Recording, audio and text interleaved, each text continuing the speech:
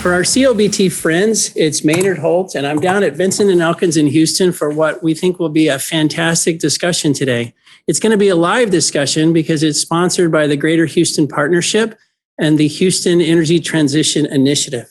With me, right next to me, we've got Sarah Morgan. She's co-head of M&A and Capital Markets at Vinson Elkins. To her right, Jane Stricker.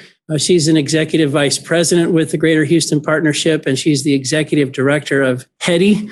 That's the short name for the Houston Energy Transition Initiative. And at the far end of the table, my old partner, Bobby Tudor. He's the CEO of Artemis Energy Partners. Bobby was a founder at TPH. He was the chairman of the Greater Houston Partnership and is now the chair of HEDI. What we're going to be talking about today is a really great report. We're going to attach it to the attach a link to today's video and audio, just so you can take a look. It's a quick read with a lot of information, but the topic is all about Houston and how Houston is the energy capital of the world in the decades to come. There's a lot to come, or a lot to take in when you think about that topic. And if you're not in Houston, don't worry. This really isn't about Houston. This is all about the future and how all of us can think about ways to better position ourselves for all the excitement and all the challenges and all the opportunities. Whew, thank you guys. It's great to be here. Happy to be here. Yeah. We had a really neat reception here at V&E. We're at the Texas Tower. The building is lovely, so we're all in the mood now to talk a little bit about the report.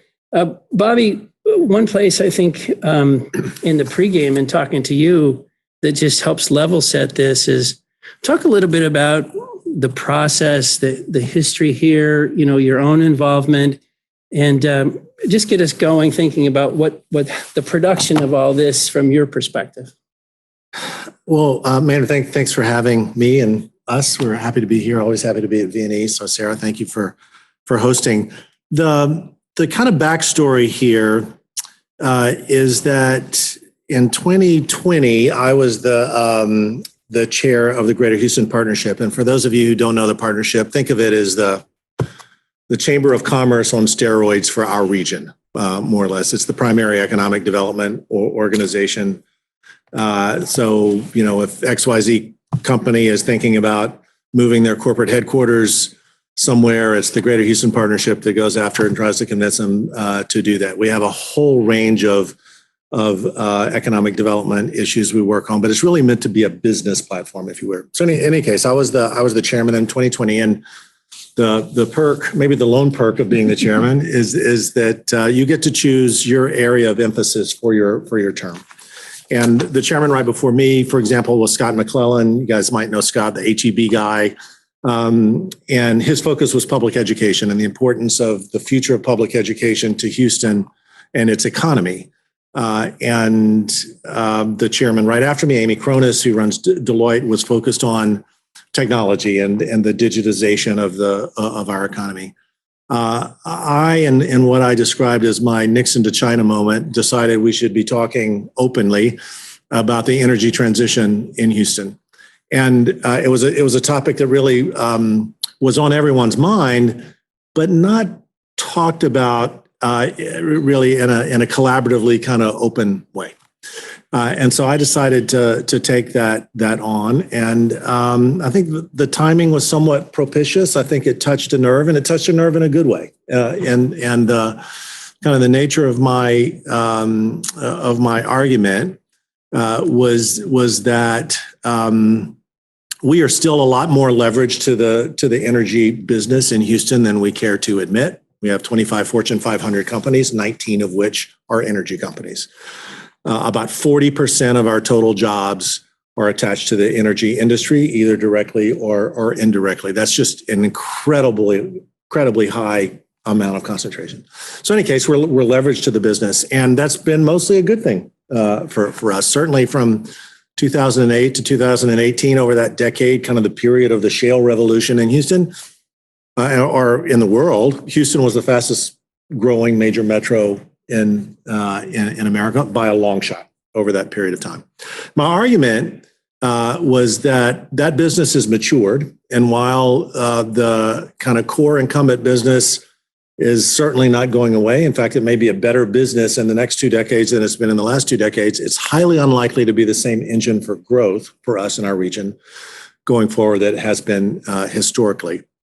And that we needed to be thinking hard about making sure that we were still growing and providing opportunity for our citizens, and that we look up 2 decades from now and still be the energy capital of the world. So that was sort of the heart of it, and there was a lot of enthusiasm from the business community in Houston to kind of rally around that, and we decided to put together a group that we call HETI, the Houston Energy Transition Initiative.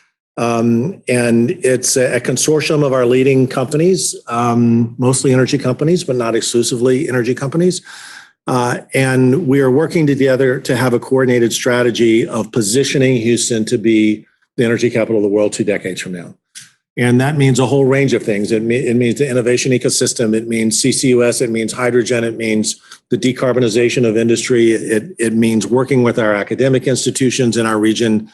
And in some cases, it means a pivot by our current companies to doing new things. In some cases, it means our current companies just trying to do what they do already, but do it in a cleaner way. And it certainly means new company formation. So it's been a really fun, interesting, exciting time. There's obviously a ton going on in the space, and HETI finds itself right in the middle of it. So maybe, Jane, as we think about, so Bobby's comments on, it's the beginning of his term, Houston's going to have this push, and now we got to get organized, and we got to try to, pull people in, and you've got all these opinions. There's a quote in here talking about the Houston region.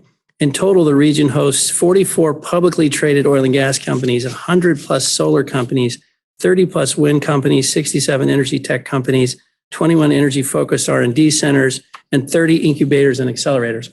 Now, this has all grown quite a lot since this all started, but this doesn't even include many of the industrial users. So this community, the good news is it's vast, but the bad news is it's vast, and you had to kind of channel them. Do you want to talk about the practicality of getting that community to you're laughing. I knew this was a good question.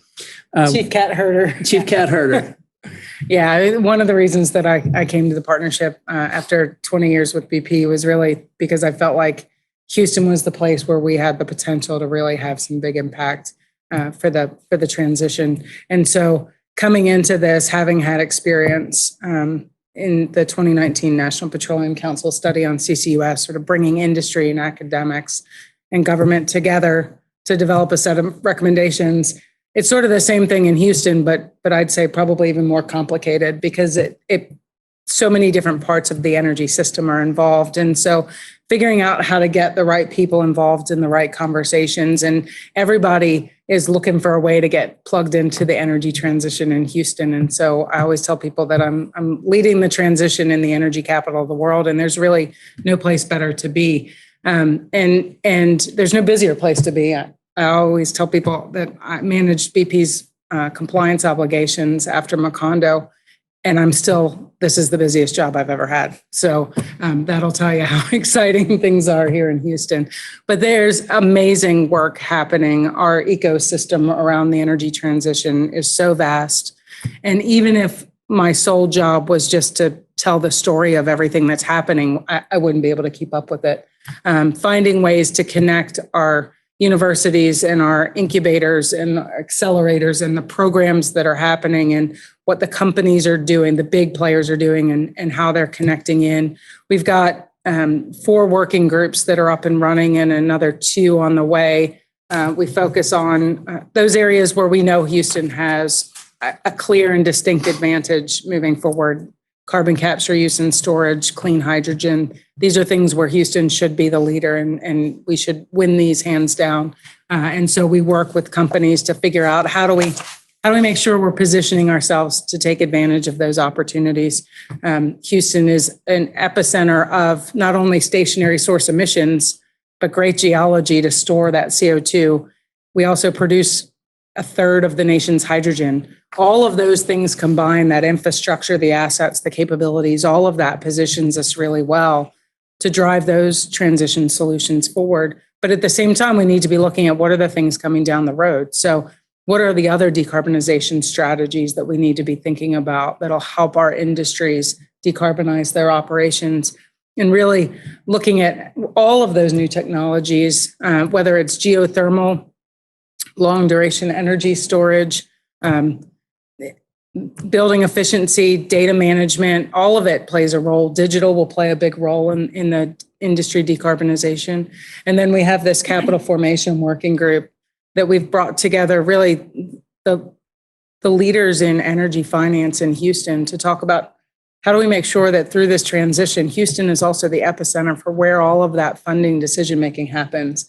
This should be where people think about when they think about investment decisions related to energy for the future. And so really putting ourselves in that position to be able to lead those things. So one thing I was just thinking, you mentioned it, Jane, which is this was sort of there's a capital formation focus to all this. And just to kind of tick off the names, our partners, Bank of America, Blackstone, Citigroup, INCAP, Greentown Labs, HX Venture Fund, JP Morgan, Lime Rock Partners, Quantum, Rice, Sandbrook Capital, SCF, TPH, and V&E. We're all part of a group thinking about the finance side of things. Bobby, before I get to Sarah on a little of the legal, what's been the finance community's involvement, interactions? What's on their mind? What kind of role have they played here?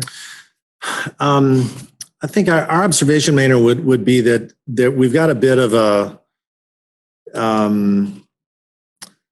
I don't know if misunderstanding is the right word, or disconnect. There's this broad perception out there. There's just a flood of money that is coming after the energy transition. You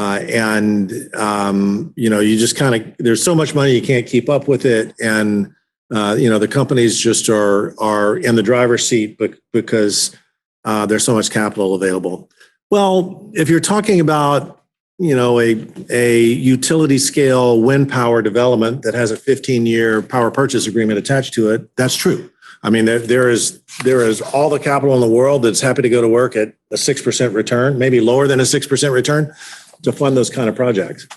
But if you're a startup company with a new technology, a whiz bang, hydrogen related electrolyzer that is truly groundbreaking, and you need venture capital to do that, that's actually really hard money to find. And part of the reason that it's hard money to find is that we had a false start in this space in the early 2000s, and the traditional Silicon Valley venture community fared very poorly through that. And for the most part, they have not re-entered the game here. And one of the hard lessons for them was, man, this just takes a lot of money. The IEA report says to reach the Paris goals of 2050, we need to be spending about $4 trillion a year every year between now and 2050. We're currently spending about $1 trillion. The most we've ever spent in the conventional business in a given year was $1 trillion. And the IEA says we need to spend $4 trillion. So the capital requirements of this business are just massive, and they're massive in every piece of it, right? So one of the things that's very clear is that if Houston is going to be a leader, we better have both an understanding of the capital required, access to the capital required, decision makers here, and it needs to be across the broad spectrum of capital. So everything from very conventional bank debt to public equity to private equity to venture capital to green banks to government grants to tax equity, you name it, right? We need all of that here. And so part of what we've tried to do at HEDI is rally those providers around and get them kind of teed up and plugged in and ready, and be helpful to them in making the argument to their institutions, which are more often than not based in Houston, to make the argument to them that actually they need people here. You need to be on the ground here because this is where the action is going to be. So one question, Bobby. Sarah, I'm going to pull you in on his 15-year contract thing, that's the key to the money. But when you talk about financial institutions not based here, that usually means they have a different perspective on the classic industry and what its role is going to be. Is HEDI kind of taking on that fight to say, look, there's a we need everything. Yeah. We need everybody involved. We are at HEDI, we are very clear that the challenge is a dual challenge.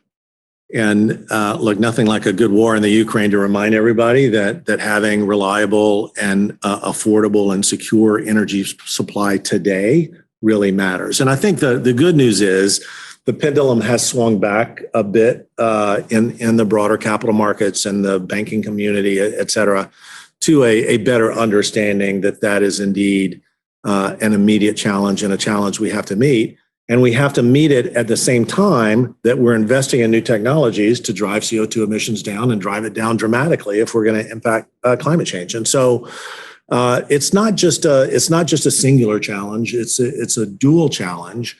And part of what we're after at HEDI is having the world fully understand that. And I think we've made progress in that regard. We certainly still find pockets of resistance. But on the whole, I think people have gotten their heads around, we have to walk and chew gum, right? We have to be able to fund energy needs today in a reliable, secure, and affordable way. And we have to be driving down CO2 emissions. And we have to do those things at the same time. And that's what we're all about at HEDI.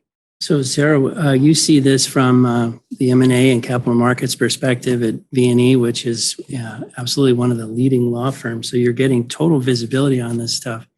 To this point, and I know contracts is something that's come up before, but it seems like it is so hard to put a lot of money to work in this space unless you have the contracts. And it's another way of saying it's just really hard to put money to work in this space, even if it has the desire. Talk to us about what you're seeing, the types of projects, the types of issues, and the successful ones, what they had going for them.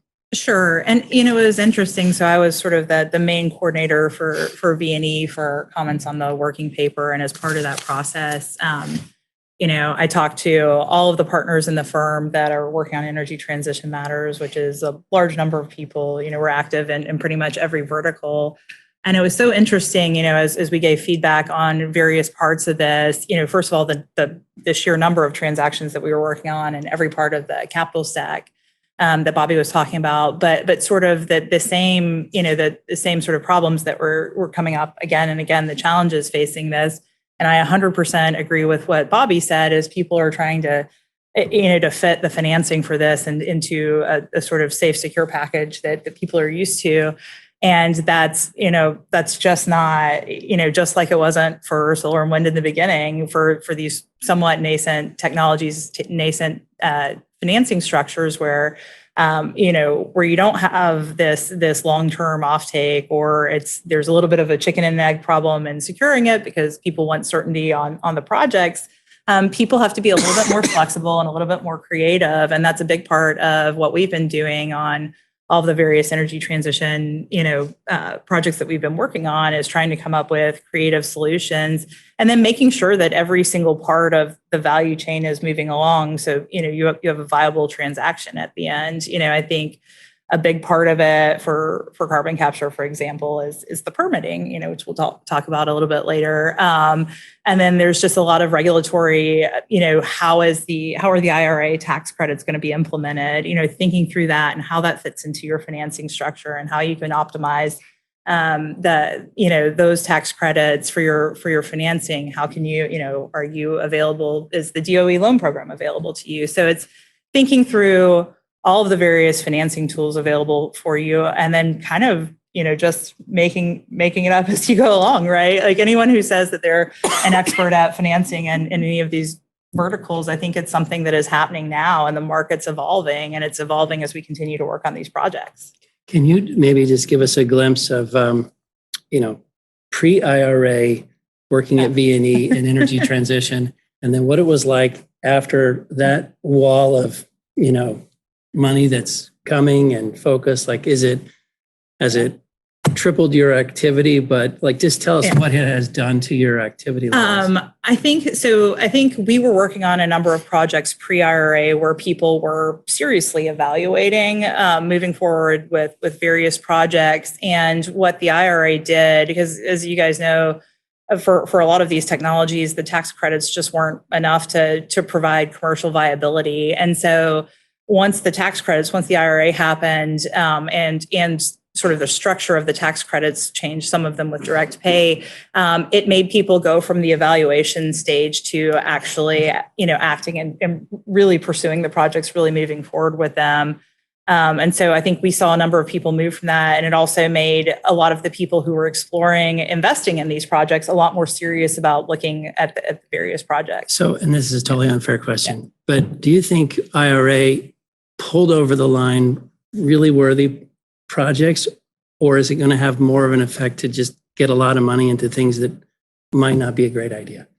I think so far the financing community seems to be vetting that. I think for the most part that it is going to result in a lot of great projects. I mean, just like any new thing, there's going to be failures along the way. But I think that, people are, to Bobby's point, people are cautious around investing in this, and people are really doing their diligence and making sure that every single piece of the value chain works before they make substantial investments, because all of these are substantial investments. A lot of them, it's billions of dollars. So I think that the level of work that people are doing hopefully will assure the success of a lot of these projects. So we've got a really good couple of questions over here from the audience that I'll kind of weave together. A little bit is about Houston's competitive advantage in this, which in some ways seems obvious. We have so many assets, but then another person kind of puts it in a different way, which is so much of this is about innovation and technological advancement and, new technologies that has historically not been a Houston game. That was a Silicon Valley-ish game. So is it as advantaged as we think, Bobby, or what about this? No, I think I would take issue with the notion that hasn't been Houston's game. It hasn't been Houston's game in software, for example, or mobility, but in all things that of the physical world, it's very much been Houston's game, right? And whether it's deep water drilling or 3D seismic or, anything involving molecules, that's where we shine.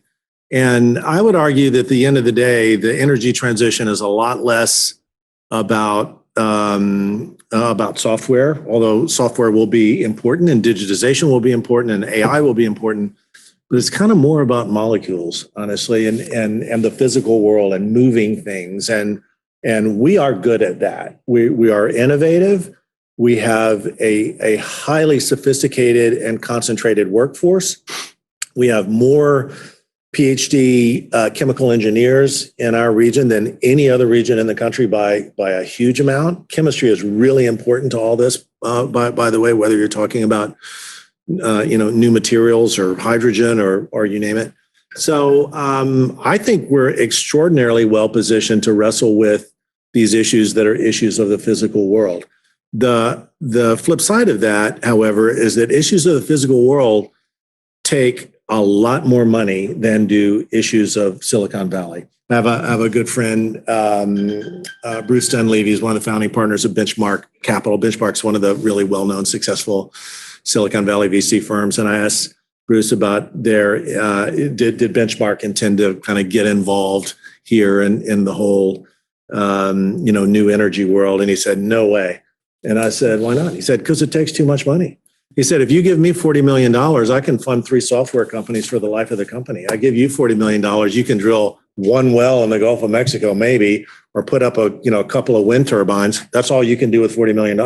It just takes too much money. And so I think one of the things we're still wrapping our head around, both our public policy makers and frankly, the industry as well, is just the massive amounts of capital that are required to build projects at scale that will really move the needle here. It's a challenge. So it's fascinating. This whole discussion that you guys have been having and all this work and all this planning, you went through COVID and then we went through all this energy transition. There was a lot of SPAC related stuff, and then oil and gas recovered. And now we're in this unique situation where oil and gas companies have quite a lot of capital and are thinking about what to do it. And the world is starting to think about, hey, maybe you guys are going to play a much more meaningful role than we.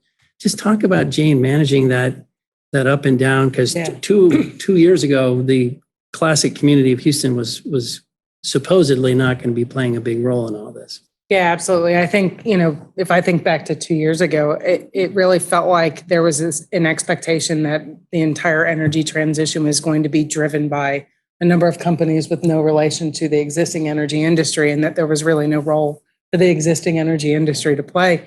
But I think one of the things that makes Houston unique is this is where, whether you built your technology in Boston or Silicon Valley, when it comes time to scale that technology, that solution, this is where that can happen. And this is one of the only places that can happen, because this is where big energy projects get developed. But I also think, there's a recognition now, and I think, and I do think Houston's been a big driver of that conversation, that you can't get there without bringing together the innovation and the big companies, because the innovation is where you'll get the new ideas, the new technologies, the new solutions. But figuring out how to integrate that into an incredibly complex energy system, that's the thing that the big energy companies do really well. And they've all committed to that long-term vision of the energy transition and net zero goals. And so the more we can break down those barriers and really drive the conversations, and we've seen it in the data. I mean, of the funding that was spent in 2021 on energy transition, by far and away, the biggest investment dollars came out of the incumbent energy industry. 20 of $25 billion that was invested came from the incumbent energy industry for energy transition efforts. And so I think we're finally starting to move people past this view that there's an industry trying to save itself somehow, versus an industry trying to figure out its role in the future. And I think people are finally starting to see that by working together, that's really the only way that we can get there from here. I mean, the number of companies that can really truly take a big slug of their capital program and pivot it to spend it on new things, it's a tiny number of companies.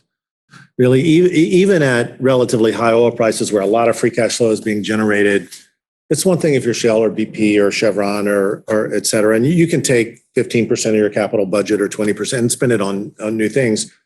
If you're in a period like we're in now of high commodity prices where a lot of free cash flow is being generated, if you're in a period like we were 2 years ago when there's no free cash flow being generated, well, you don't have that money to spend and you're not going to spend it, right? So there is an irony here in some sense that the relatively high commodity prices is generating free cash that the major integrated oils are in fact, spending on new things. And it remains to be seen, I suppose, how long this cycle will last and what will happen to that spending in a different part of the cycle. My suspicion is it'll be lower, probably. Well, and if you go back 2 years ago, the industry hadn't made money for people in such a long time. Now it has. People have gotten some dividends. The companies are talking about some of this stuff. So there's just a more receptive investor community.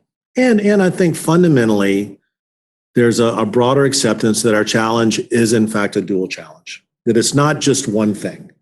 And when you accept that it's a dual challenge, then you say, well, we do need upstream companies. And if they're just doing upstream oil and gas production, that's fine, because we need it and we're going to need it for a long time. We want them to do it cleaner. And, we want them to care about their own industrial footprint, but we need what they're doing. So I would say the acceptance of this notion of the challenge being fundamentally a dual challenge is much broader today than it was 2 years ago. And that's helped a lot. So Sarah, one thing I was thinking in the legal community, you're looking at joint ventures between big and small. You're looking at acquisitions. You're looking at, project finance things. You just need a lot of people with a lot of skills.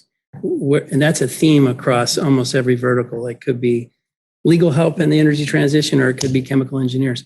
How are you finding your people? How are you covering all that breadth? How are you keeping up with all this? How's the firm doing in terms of just finding the people to look at all this stuff? Sure. I mean, so V&E has been all things energy for over 100 years.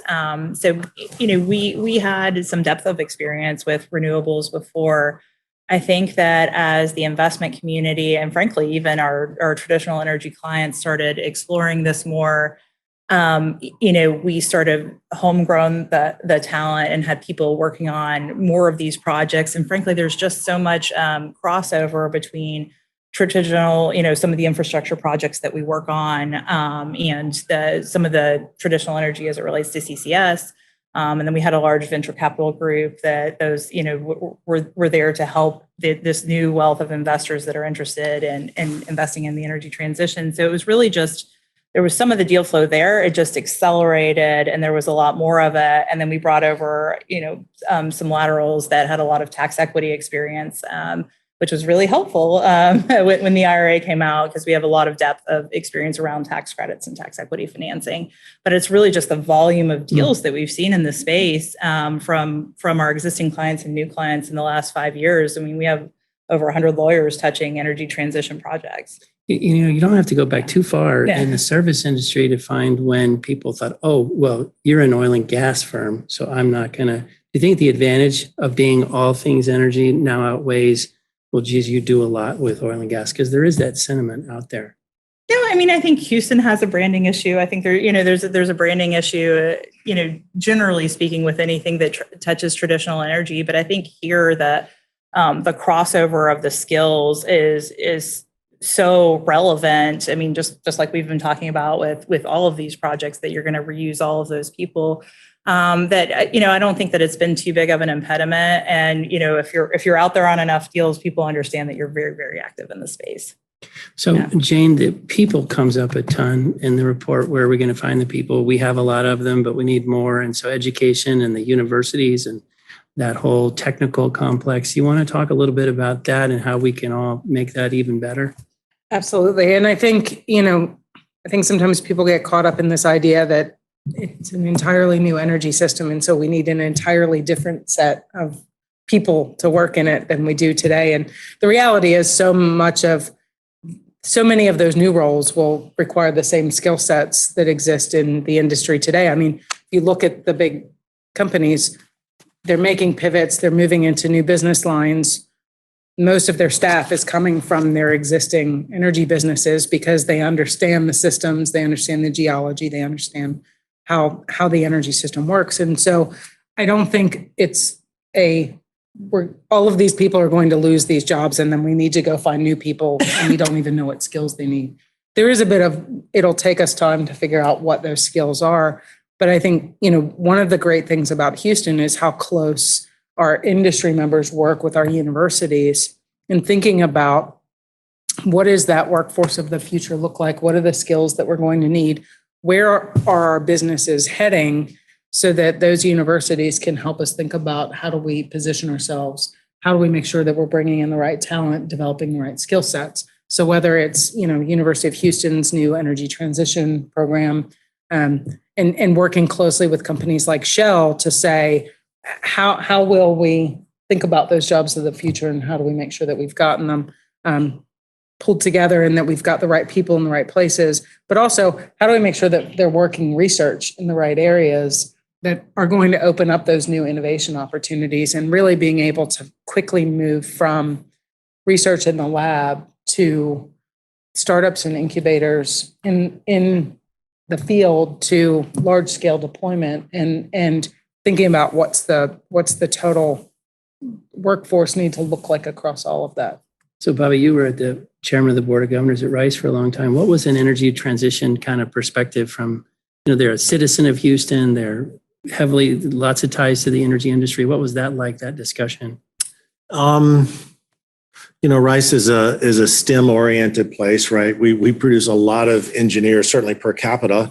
It's a lot of engineers, although historically, probably more had been weighted towards electrical engineering. A lot went to Silicon Valley to work in the, microprocessor world. I would say there's been a shift in that. We have one of the very best material science departments in the world. We had professors in that part of the institution that won the Nobel Prize. So all things nanotechnology and material science is a real strength for us. That's a big issue in the energy transition. And so, for example, in the world of CCUS, figuring out things to do with the captured carbon that are economic is a whole fun and exciting area. So look, Rice, I think like most academic institutions, feel like if you want to impact the most significant problems in the world, which big research universities all claim to want to do, it's very hard to argue that you ought to ignore the challenges of the energy transition and climate change and all things associated with that. And so certainly at Rice is kind of both feet in on that. A lot of action at U of H, at Texas A&M, at UT. One of the things we've been after at HEDI is to try to get our friends at UT and A&M to put more people on the ground in Houston, to be focused on this here, to really kind of lean in and work in a collaborative way with our institutions here, Rice and U of H and TSU and Prairie View and all of them, really. So that's one of the fun things about this HEDI project is engaging with our academic institutions around all this, connecting the dots, for them and say, well, hey, Texas A&M, you should be talking to, this professor at U of H because she's working on such and such, and then y'all should connect with, et cetera. We've also gotten very connected with MIT, and MIT has become an important partner in having us launch a energy innovation kind of interdisciplinary course that all of our institutions are interacting with. So look, one of the biggest competitive advantages of the United States broadly is its research university system. There's no place else in the world that has anything like it, at least on the scale that we have it. And a lot of that research system is also tied with federal dollars, right? Whether from the National Science Foundation, from the DOE, from the big grants from the federal government. And so we at HEDI feel like we can play a real role in connecting all of that. And making sure that we here in Houston remain right at the center of that really, really important R&D. So, Sarah, one thing that has come up while we're on the topic of Texas is maybe tell the audience and our viewers a little bit about primacy. And a couple of states have it. We're trying to get it. Like, what does this mean, and why is it important? Sure, no problem. So for carbon capture, for the sequestration portion, it requires what's called a Class 6 permit for the well, which if you have to do that process through the EPA, it takes over 2 years and can, as we were discussing earlier, can be a real impediment to the process generally, to getting financing, to everything about it. And there's a process by which states can get primacy where they can do the permitting themselves. Wyoming and North Dakota have it, and Louisiana's in the process of getting it, and Texas is also now in the process of getting it. And that is absolutely critical for maintaining a competitive advantage and a huge presence in carbon capture, which we should have by all other means because of the amount of geologic sequestration that we have and the amount of, frankly, emissions that we have. And so I think that's a key piece of the puzzle that we are, that the state is working on and that hopefully we will have in the next few years. I know it's a hard question, but when the federal government is considering giving you primacy, letting you take over your own ability to permit these wells, what are they looking for? Like, what's on the application? Like, what do we need to do to get control of this? Well, there's a whole variety of things. I hope it's not just Biden like Abbott. That's not the question, right? No, I think that they want to see that the state has the capability to vet all of this in the manner that they would. And I know that certain of the primacy applications we were just talking about got kicked back because it didn't have all the elements that they wanted to see. So it's a really thorough process. It's not quick and easy. And so, we can expect that it'll probably take a little time. So, Bobby, one of the questions we're getting is a little bit about cooperation internal to Texas, the governor, all the various, bodies. And then it's related to the question of who's really competitive globally or internal to the U.S. Who is the competition, so to speak, but really is Texas working together to make this happen, things like primacy, et cetera? Yeah, I think we are working together pretty well. I think you could argue we've been a little slow out of the blocks on getting our CCUS regulatory regime at the state level in place. It's a big focus in this legislative session right now, and that's an important role that the Greater Houston Partnership plays via our policy team. Taylor Landine runs that for the partnership. And we work really closely with Texoga in particular, and just a broader industry kind of coalition of players to come up with recommendations. And we feel good that that's all going to end up in the right place. Corby Robertson and the Carbon Neutral Coalition has been really helpful and that as well. So that's a high priority for us in Texas. If we lose the CCUS game to other states, shame on us. I mean, my goodness, we have the best geology. We have the best infrastructure in place. We have the best statewide permitting regime in the country, and we have companies that want to do projects. So if we if we shoot ourselves in the foot on this one, really, it would be pitiful, frankly. And I don't think we will. I think we'll make good progress on this and ultimately get it done. I do think we work effectively together. Look, Texas is the number one state in wind power generation in the country by a meaningful margin. We're number two in utility scale solar power generation, and the expectation is by the third quarter of 2023, we'll be the leader in solar power generation. Right. So Texas has been a friendly regime to the energy transition. This kind of broad narrative that not only is Texas and Houston not a partner in the energy transition, in fact, you're an impediment to the energy transition. You hear a lot of that on both coasts. It's just not true. It's just fundamentally not true. And the facts, back up my statement there. So look, for clean hydrogen projects, where you start with is you need large scale non-fossil fuel generation, which we already have in this state. And then you need to get transmission lines built to the sites of the hydrogen production. Who better to do all that than us here in Texas? I would argue nobody. And so we will continue to work, I think, very effectively with our leaders, both in Austin and our delegation, our federal delegation in Washington, D.C. We're really plugged in with those folks as well. We get good support from our Houston delegation, Lizzie Fletcher, who represents West Houston, a lot of the energy corridor, is very much on top of these issues. Dan Crenshaw, one of our local legislators, very much on top of this issue. So we have good support from our delegation, but at the end of the day, the capital allocation and the decisions are going to happen at the companies, really. Right. And so the companies just need a regulatory regime in place that is friendly and allows them to get things done.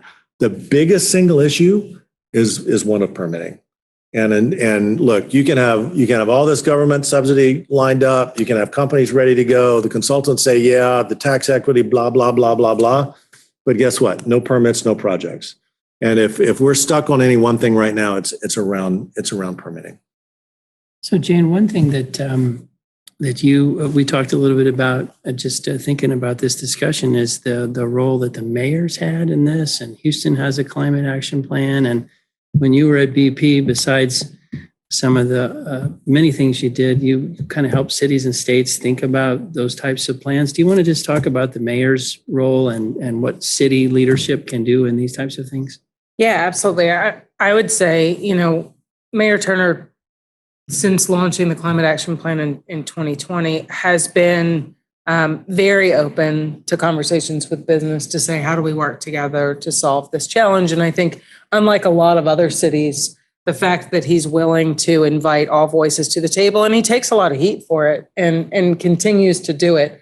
And so when they launched their Climate Action Plan, I was still at BP, and my role as relationship manager was to support them in thinking about implementing their Climate Action Plan and where to focus. And I am proud to say that Houston's Climate Action Plan actually includes CCS as one of their goals, recognizing that that's a critical element to achieving our climate goals in this region. We have to be able to do CCUS projects to address the stationary source emissions that are here, but also to be able to drive technology and create innovation and opportunity for the future.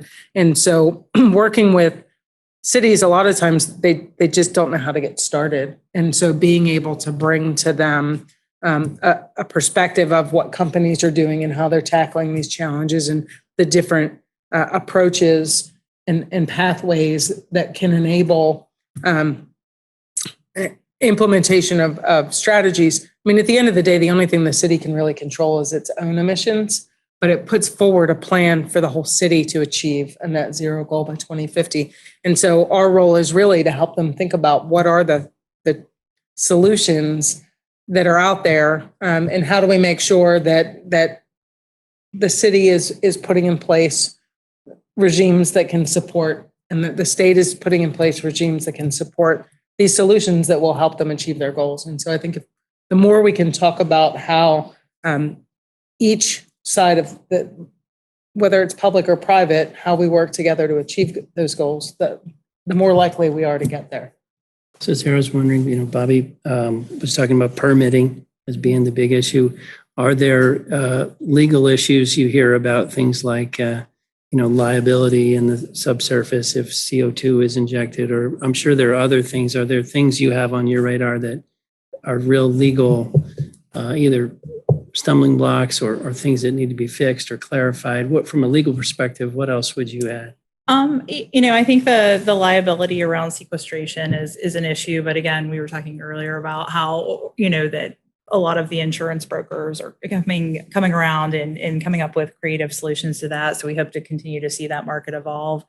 There's some issues around pore space unitization and things that need to be sorted out in Texas in particular that I think we're hopeful that the legislature will take up. And then, honestly, it's just, there's a lot of making sure that all of the pieces of the deal structure work together. I wouldn't call it necessarily like a regulatory problem, but I think, as you push and pull on one piece, what does it do to the other? So I think there's a lot of that, just sort of figuring out this and figuring out new financing structures for each of these. No, we did get a wild card question here, which is, in the report, nuclear doesn't really come up. It's not a part of the Houston landscape right now.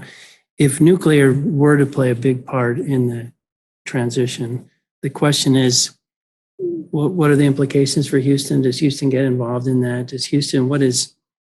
How do you think about Houston and a nuclear future, which I realize that's a big question. So anybody can have it. Well, Dow actually did announce that Yes. they are going to do a small reactor Yeah. pilot in the region. And so I think from our perspective, the heady perspective is generally, we're not here to choose what technologies will win. We're here to create an environment for any and all solutions to the transition to be successful. And so I tend to look at it as we need everything and we need all of it. And we need to create an environment that enables all of those solutions to be tested and tried to figure out what the right. When it comes to Houston's sort of leadership in these various areas, I think it will vary a lot. Sometimes it's going to come from companies that are headquartered here, and sometimes it's going to come from companies who have big plants here. Dow would be an example of that. Sometimes it's going to come because, there's an industrial gas plant on the Texas Ship Channel that's a great place to run a pilot for XYZ. Maybe it's a small modular reactor. But because we have this huge industrial concentration here, we are a great lab. Now, I've described us as we are the laboratory for the energy transition, right? Because you put together infrastructure, the industrial base, the workforce. This is the place to try stuff. And part of the thing we're after at HEDI is encouraging that and connecting an innovator with a whiz-bang new technology to a big plant on the ship channel and trying to help them convince that plant to put a pilot behind the fence, right? Because so there are a lot of ways for us to leverage what we have here that are our strengths. It doesn't have to be that the company involved is headquartered in Houston. It doesn't have to be that. So Jane, one thing, CIRA is coming. It's, I think, March 6th. And so 6,000 people globally who are focused on energy will be here. CIRA's widened out the format. They have a lot of different flavors besides just, core energy. What's HEDI doing at CIRA? And how do you see How do you see kind of pushing the message at a conference like that? Yeah, we had just started Hetty last year when Sierra came up, and so we managed on about 6 weeks worth of effort to pull off a pretty amazing energy ventures pitch competition and innovators dinner to really showcase the innovation that's happening here in the region. This year, we're going bigger and better.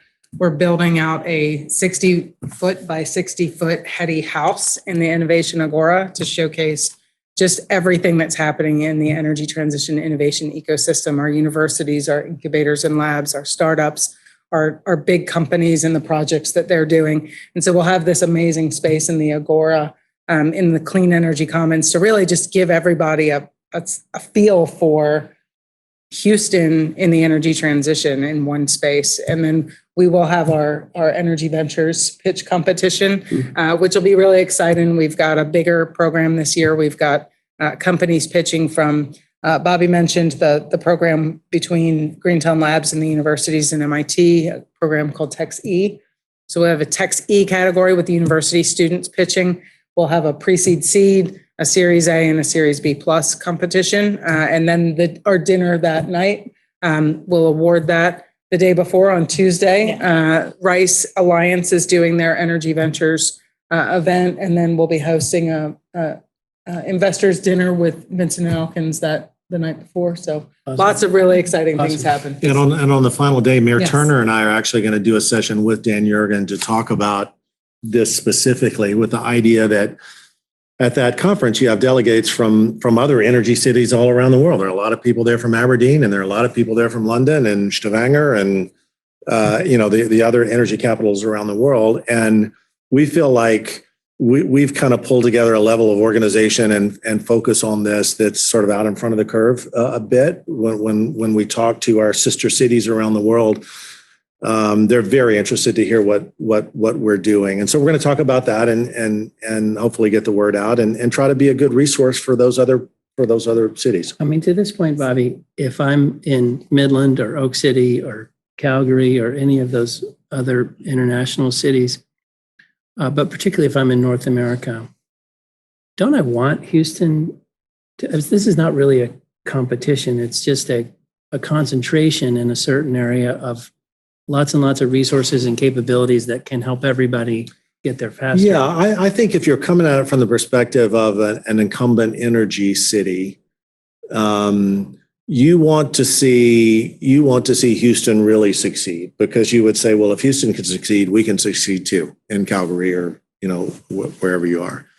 If you're coming at it from, well, we're San Francisco or we're Atlanta or we're Chicago or we're Frankfurt, part of you is saying, yeah, that's old energy. The whole Houston thing, they don't get it. It would be best if they were not. It'd be best if they were not involved. And it's funny, 2 years ago, when we would go around to capital providers and have these kind of conversations, people would say, I'm not sure my LPs really want me on the ground in Houston, and having people involved in Houston. We would get a lot of that. Mm-hmm. We get none of that now, like none of it. And why? Well, Greentown Labs started in Boston. It took them 6 years to get to 60 startup companies in Boston. It took them 1 year to get to 60 startup companies in Houston, Texas, right? And ultimately, private capital will go to where the action is. And so, it's been our job to make sure that private capital knows and understands that there's a lot of action here. And we think that will pull them. This has been fantastic. Thanks so much for sharing all this. As I say, we're going to attach the report. And if people want to become more involved, Jane, what should they do? Houston.org.